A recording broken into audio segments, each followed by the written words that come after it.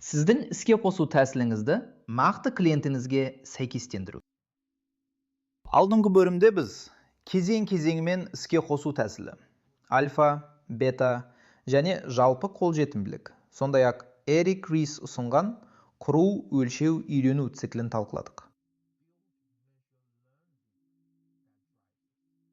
Біз Slack'тің бұл тәсілді шыдамдылықпен, қадам-қадаммен қалай ұстанғанын және Midjourney'дің осы іске қосу тәсілін қалай тездетіп жүзеге асырғанын көрдік.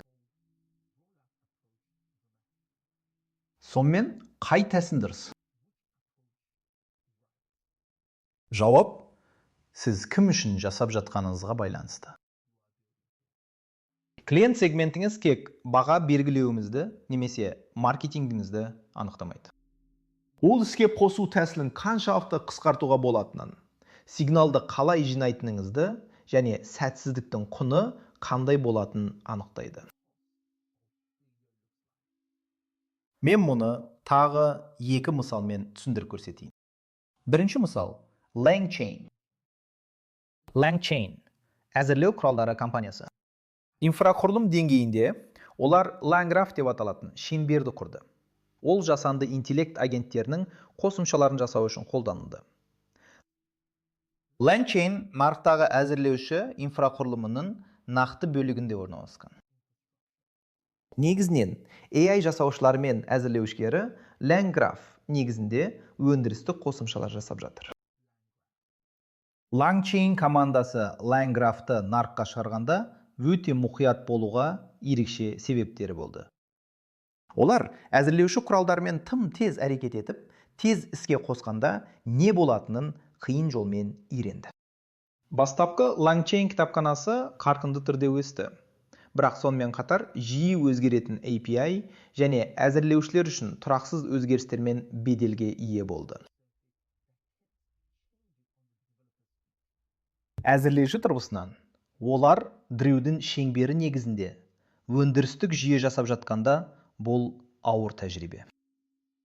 Сондықтан келесі өнімдері LangGraph'ты жасағанда олар процесті мұқият ұстанды.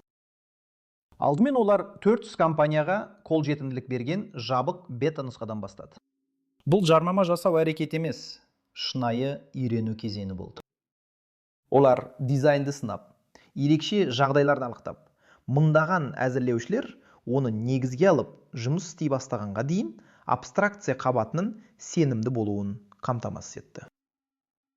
Келесі кезең ашық бета нұсқа болды. Онда қолжетімділік кеңейтілді, бірақ өзгерістер болуы мүмкін деген күту сақталды. Содан кейін тұрақты API, қолдау көрсету міндеттемесі және шынайы AI қосымшаларын жасап жатқан нақты командалар мен өнімді сынау арқылы алынған сенімділікпен жалпы қолжетімділік кезеңі келді. Олар бұл процесті неге орындады?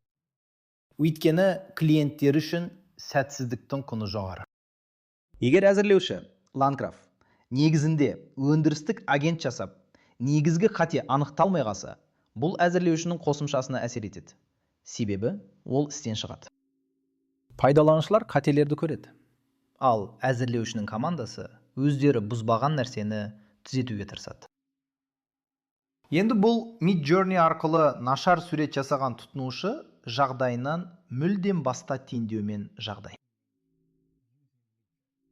Енді көріп тұрғаныңыздай, бұл әзірлеуші үшін көптеген салдарға келеді. Бұл мысалы Midjourney арқылы нашар сурет жасаған тұтынушы жағдайынан мүлдем басқа жағдай. Келесі мысалды талдайық. Егер LangGraph сізге мұқият болуды көрсетсе, Glean сізге шыдамдылықтың қандай болатынын көрсетеді.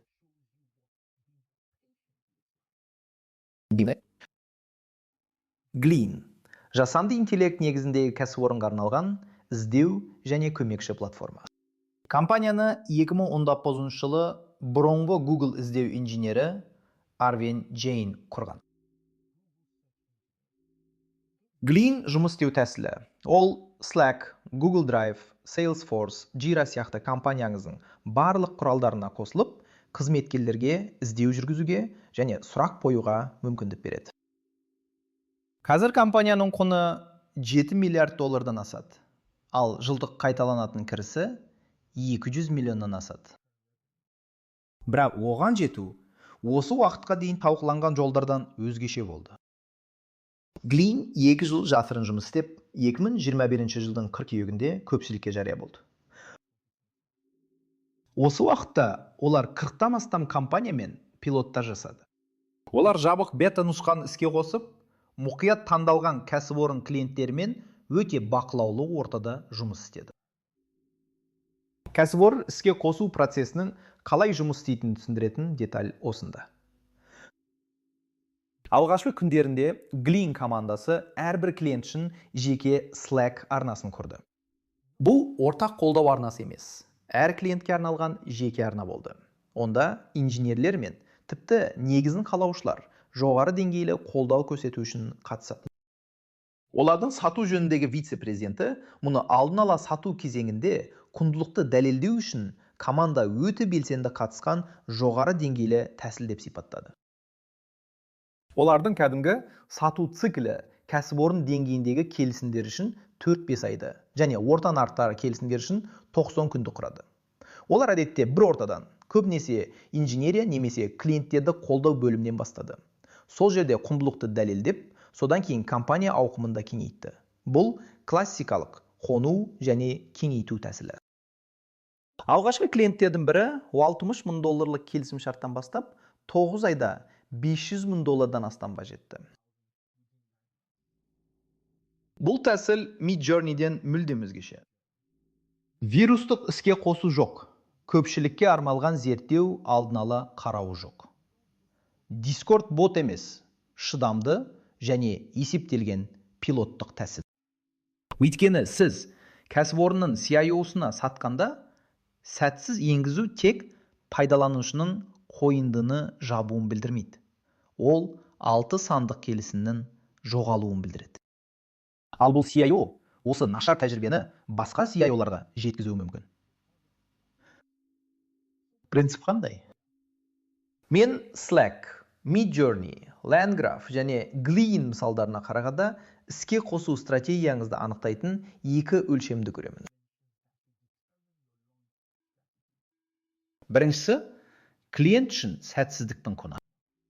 Егер біреу Midjourney'де нашар сурет жасаса, олар 3 секунд жоғалтады. Егер әзірлеушінің өндірістік қосымшасы нашар жаңарту салдарынан істен шықса, олар сағаттар, күндер немесе тіпті апталар жоғалтады. Егер кәсіпорын енгізуі сәтсіз болса, сатып алушы ішкі беделін, бюджетін және жасанды интеллект құралдарын қайтадан сынап көруге деген ынтасын жоғалтады. Сәтсіздіктің құны неғұрлым жоғары болса, іске қосу тәсілінің әр кезеңінен соғұрлым мұқият өтуіміз керек.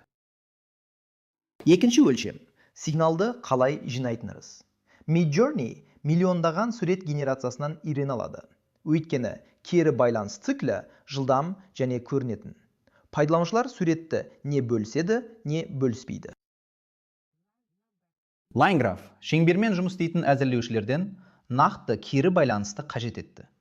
Оны көпшілік іске қосудан ала алмайсыз. Glean алға қадам басты. Glean өз өнімінің жұмыс істеп жатқан өлшеу үшін компанияның ақпараттық стегінде бірнеше апта бойы болу керек болды. Кері байланыс циклі неғұрлым күрделі болса, іске қосуды соғұрлым бақылаулы түрде жүргізу қажет. Осы 2 өлшемді біріктіре отырып, сіз шешім шеңберін аласыз. Тұтынушы өнімдері мен кәсіби тұтынушы өнімдері көлемнен үйренеді, тез әрекет етеді, миллиондаған пайдаланушыларды бета-тестер пайдаланады. Әзірлеуші құралдары интеграция арқылы үйренеді. Кереңдікке назар аударып, платформаңызда әзірлеушілердің жұмыс істеуіне және ақаулар туралы хабарлауына уақыт беріңіз. Кәсіпорын өнімдері даму арқылы үйренеді. Кереңдікке назар аударып, шыдамдылық танытып, клиенттің ортасында жеткілікті ұзақ уақыт болыңыз. Мәселені шеше алатыныңызды анықтау үшін. Іске қосу тәсілінің кезеңдері өзгермейді. Әрбір өнім келесі сұраққа жауап беру керек. Біріншіден, ол жұмыс істей ме? Екіншіден, ол нақты пайдаланушыларда жұмыс істей ме? Үшіншіден, ол кеңейе ме? Бұл кезеңдерден қаншалықты жылдам өтетініңіз және әр кезеңнің ашықтығы немесе шектеулігі сіздің клиентіңізге байланысты. Алдын ала қай деңгейде екеніңізді білу, іске қосқаннан кейін анықтаудан гөрі ақылды қадам. Енді мұның бәрін біріктірейік. Іске қоспас бұрын өзіңізге сұрақ. Іске қосуды жоспарлағанда ойланатын бірнеше сұрақтармен бөлісейін. Бұл нақты анықталған рөлдер емес. Бұл сіздің жағдайыңызды анық түсіну үшін миыңызға түрткі болатын сұрақтар. Біріншісі, сіздің негізгі болжамыңыз қандай және оны тексерудің ең жылдам жолы қандай? Ешкімге қажет пе екенін тексеру үшін өнім жасамаңыз. Өнімнің ең қауіпті гипотезасын тексеретін минималды нұсқасын табыңыз. Slack хабар алмасу әдетін қалыптастыруды тексерді. Midjourney пайдаланушылардың AI суреттеріне төлемін тексерді. Сіздің нұсқаңыз. Клиентіңіз неге төзеді?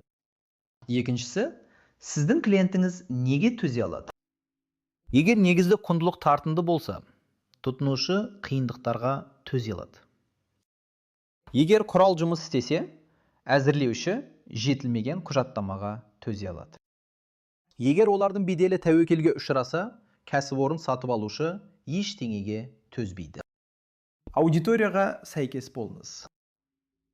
Оның жұмыс істеп жатқанын қалай білесіз?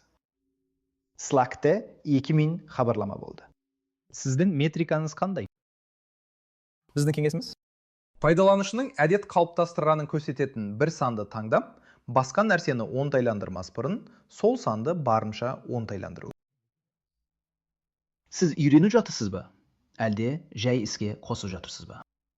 Кезеңдік енгізу тек маркетингтік ырғақ емес, бұл оқу құрылымы. Егер сіз өнімді кезеңдер арасында үйренгеніңізге негізделіп өзгертпесеңіз, сіз кезеңдік енгізуді жүзеге асырмайсыз. Сіз тек қолжетімділікті қосасыз.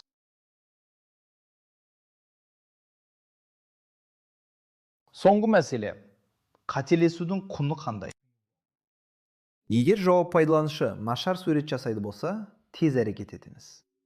Егер жауап CIO бізден қайтадан қоңырау қабылдамайды болса, мұқият әрекет етіңіз. Маңыздылық жылдамдықты анықтасын. Қорытындай келе, сізде қайталанбалы түрде құру әдістемесі, клиентіңізге негізделген іске қосу шеңбері және өз жоспарыңызды тексеруге арналған сұрақтар жиынтығы бар. Бірақ біз талқыламаған бір бөліп бар. Ақша, жасанды интеллект өнімінің экономикасын қалай дәлелдейсіз? Шығын құрылымы шын мәнінде қалай көрінеді? Инвесторлар немесе өзіңіздің мүдделі тараптарыңыз сенетін қаржылық модельді қалай құрасыз?